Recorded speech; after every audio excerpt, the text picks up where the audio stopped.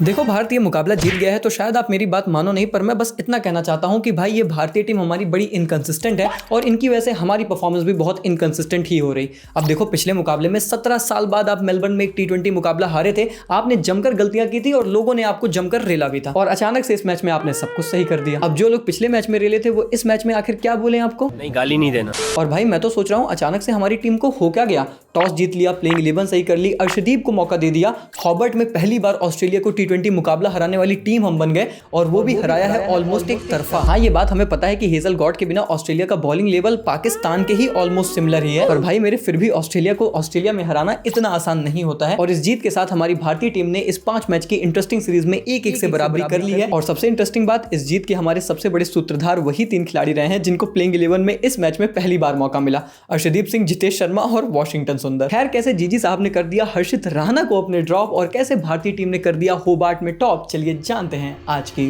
Video में। देखो सच बोलूं तो मैं तो टॉस होते ही समझ गया था कि ये मैच भारत ही जीतने वाला है, क्योंकि एक तरफ तो हम सालों से टॉस जीत नहीं रहे थे, वो जीत गए, और दूसरी तरफ भैया हमने इतने इंपॉर्टेंट बदलाव कर दिए। 3 चेंजेस भारत ने किए जिसमें हर्षित, सैमसन और कुलदीप को ड्रॉप कर दिया गया और उनकी जगह मौका मिला वॉशिंगटन सुंदर, अर्शदीप और जितेश शर्मा को। अब देखो बात बहुत ही साफ है कि सैमसन साहब को क्यों ड्रॉप किया गया, ये तो भैया जीजी साहब ही बता सकते हैं। उन्होंने बताया तो था कि अगर तू 21 डक भी बनाएगा तब भी हम तुझे ड्रॉप नहीं करेंगे। 21 नहीं बनाया ना, इसीलिए ड्रॉप कर दिया होगा शायद। पर भाई हर्षित राणा को क्यों ड्रॉप किया गया, ये हमारी मीम बिरादरी समझ ली। उन्होंने बताया ना कि अब नवंबर आ चुका है, नवंबर में वैसे भी लोग कहते हैं नो नट नवंबर होता है, तो आखिर जीजी साहब को हर्षित भाई का क्या ही काम।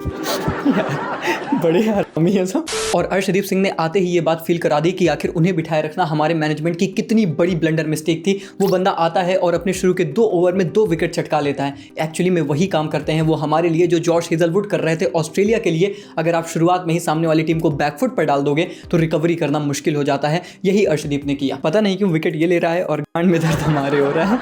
खैर ऑस्ट्रेलिया की अर्ली ऑन विकेट गिर जाने के बाद टिम डेविड ने उन्हें काफी अच्छा सपोर्ट दिया और उनका साथ निभाया मार्कस स्टोइनिस ने। दोनों ने काफी तूफानी पारी खेली और एक समय पर तो मुझे ये लग रहा था कि ये दोनों दानव आकर हमसे यही कह रहे हैं, आज ऑमलेट नहीं बनाऊंगा, आज बनाऊंगा तहलका ऑमलेट। भाई ये तूफानी टिम डेविड जब से आरसीबी को ज्वाइन किया है ना, ये बंदा अलग लेवल का दानव बन चुका है। कोई भी गेंदबाज हमारी तरफ से आ रहा था, बंदे ने किसी को नहीं बख्शा, सबकी बराबर से रिलाई की है। और इसी वजह से जबकि ऑस्ट्रेलिया के लिए ज्यादा किसी बल्लेबाजों ने योगदान नहीं दिया, सिर्फ इन्हीं दोनों ने मिलकर, और अंत में मैथ्यू शॉर्ट ने 26 रन के कंट्रीब्यूशन के साथ ऑस्ट्रेलिया को 186 फॉर 6 का स्कोर दिया, जो कि मुझे लगता है कि काफी डिसेंट स्कोर था। हालांकि इतना भी अच्छा नहीं था क्योंकि ये पिच काफी फ्लैट थी, तो आप एक्सपेक्ट कर रहे थे कि 200 के प्लस जाना चाहिए, लेकिन फिर भी 186 एक फाइटिंग टोटल जरूर था, स्पेशली ये जानते हुए कि ऑस्ट्रेलियन कंडीशंस में चेस करते हुए most of the time Australia defend कर ले जाती है और सामने वाली टीमें परेशान होती हैं। पर हमारी टीम आज परेशान होने नहीं, परेशान करने आई थी। स्पेशली सारे बल्लेबाजों ने मिलकर जिस तरीके से इस चेस को अंजाम दिया है, सिवाय शुभमन भाई को छोड़कर। रन्स बनाऊं झाड़ भर, टीम में रह के जायसवाल की जगह खाऊं रात भर।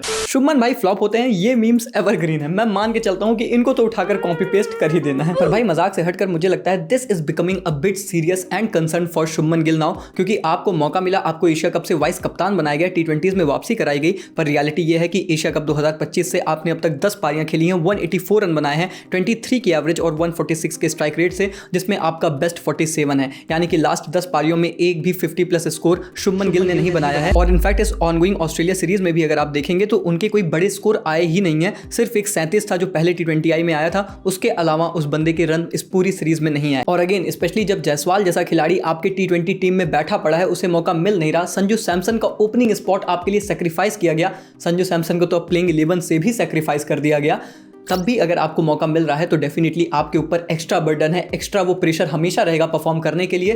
फिर चाहे आप वाइस कप्तान हो, लोग आपको डिफेंड नहीं कर पाएंगे। और यही रियलिटी है। T20 टीम हमारी इतनी मजबूत है कि एक बैड नॉक आपके ऊपर दबाव डालेगी, आपको अपनी टीम में जगह बनाने के लिए हर दिन परफॉर्म करना पड़ेगा, और आप तो भैया पिछले 10 पारियों से परफॉर्म नहीं कर रहे हो। So that is a concern for Shubman Gill, और मुझे लगता है कि इनका टाइम अब टिक हो रहा है। इस सीरीज में अब अगली 2 इनिंग में बड़ी परफॉर्मेंस आपको लानी पड़ेगी, वरना तो फिर जायसवाल और सैमसन दोनों बैठे हैं सेम स्पॉट पर फाइट करने के लिए। खैर जैसा हमने देखा कि गिल के अलावा बाकी सबकी परफॉर्मेंस आई, अभिषेक, सूर्या, तिलक, सब ने थोड़े थोड़े कैमियोज खेले, लेकिन सबसे बेहतर परफॉर्मेंस की वॉशिंगटन अति सुंदर ने। और भैया सुंदर साहब ऑस्ट्रेलिया में परफॉर्म ना करें, ऐसा तो नहीं हो सकता ना। मतलब गाबा के बाद एक हॉबर्ट नाम का पेट लेना भी तो बनता है।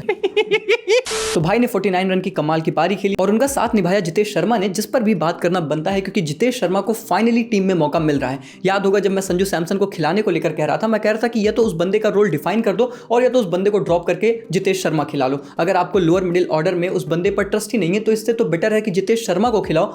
मुझे लगता है कि फाइनली अब जाकर मैनेजमेंट इस प्लान पर आया है, बट ऑब्वियसली इस बीच उन्होंने संजू सैमसन के कॉन्फिडेंस और उसकी क्लैरिटी की धज्जियां उड़ा दी हैं। पहले तो आपने सैमसन को ओपन कराया, जब उस बंदे ने वहां पर रन बनाया तो आपके पास स्लॉट नहीं था, फिर आप उसे नंबर 3 पर लेकर आए, फिर मिडिल ऑर्डर में लेकर चले गए, फिर किसी दिन नंबर 3 पर लेकर चले जाओ। इसी तरीके से आपने उस बंदे के साथ हर तरफ शफल किया, कोई रोल क्लैरिटी मिली नहीं और अब आपने उस बंदे को ड्रॉप कर दिया। चलिए, उस बंदे के साथ तो आपने जो गलत किया वो तो अपने आप में एक कहानी है, उस पर तो बहुत डिस्कशन होना चाहिए, पर उसके अलावा मैं जितेश शर्मा को लेकर यही कहूंगा कि अगर अब इस बंदे को आप फाइनली मौका दे रहे हो तो भाई कम से कम रोल डिफाइन करके लोअर मिडिल ऑर्डर में ही देना, एज अ फिनिशर का रोल देना। ये बंदा वहां पर आपके लिए अच्छा कर सकता है अगर आप इनके साथ लॉन्ग रन में कंटिन्यू कर रहे हो। आई मीन जो काम सैमसन के साथ किया है एटलीस्ट वो मत करना, कम से कम एक पोजीशन पर लगातार ट्राई तो करना, एक पोजीशन पर लगातार क्लैरिटी देकर मौका देना, फिर उनको आप परफॉर्मेंस के बेसिस पर जज करना। मुझे लगता है कि यही सही चीज है, यही सही चीज सैमसन के साथ भी होनी चाहिए थी, यही जितेश शर्मा के साथ होनी चाहिए, यही हर एक खिलाड़ी के साथ होनी चाहिए। बाकी होना तो ये भी चाहिए कि जिस तरीके की परफॉर्मेंस अर्शदीप ने दी है, आगे आने वाले किसी भी T20 मुकाबले में गलती से भी मैनेजमेंट उन्हें ना ड्रॉप करे। लेकिन जब जीजी साहब मैनेजमेंट में बैठे हैं तो अर्शदीप पाजी भी बस यही कहते हैं, अगर ऐसी परफॉर्मेंस देने के बाद भी नेक्स्ट मैच में ड्रॉप हो जाऊं तो शॉक मत होना। But on a serious note, मुझे लगता है कि हम बहुत ही ब्लेस्ड हैं कि हमारे T20 सेटअप में हमारे पास बुमराह, अर्शदीप, वरुण चक्रवर्ती और कुलदीप जैसे खिलाड़ी हैं। एंड मुझे ये लगता है कि कैसी भी कंडीशंस हो, कैसे भी कंपोजिशन या फिर अपोजिशन हो, एटलीस्ट इन 4 में से 3 खिलाड़ी आपके प्लेइंग 11 में हमेशा होने चाहिए। देन डेफिनेटली कि हाँ भाई कोई बहुत ही यूनिक अपोजिशन आ जाए या फिर कोई मैचअप्स क्रिएट हो जाए या फिर कंडीशंस बहुत ही अलग थलग हो तो फिर आप हो सकता है कि एक आधा मैच के लिए बदलाव करो, पर मोस्ट ऑफ द टाइम यही बंदे आपको मैच जिताएंगे क्योंकि यही आपके गेंदबाजी के मैच विनर्स हैं। जितना जल्दी ये बात मैनेजमेंट समझ जाए उतना हमारे लिए बेटर है। बाकी यार आप मुझे कमेंट्स में बताओ कि क्या संजू सैमसन को ड्रॉप करके जितेश शर्मा को मौका देना एक सही मूव है मैनेजमेंट का, और क्या जितेश शर्मा को एक स्पेसिफिक रोल पर अब लगातार मौका मिलेगा? क्या शुभमन गिल का टाइम आ चुका है और क्या यशस्वी जायसवाल को अब स्क्वाड में या फिर 11 में मौका मिलना चाहिए?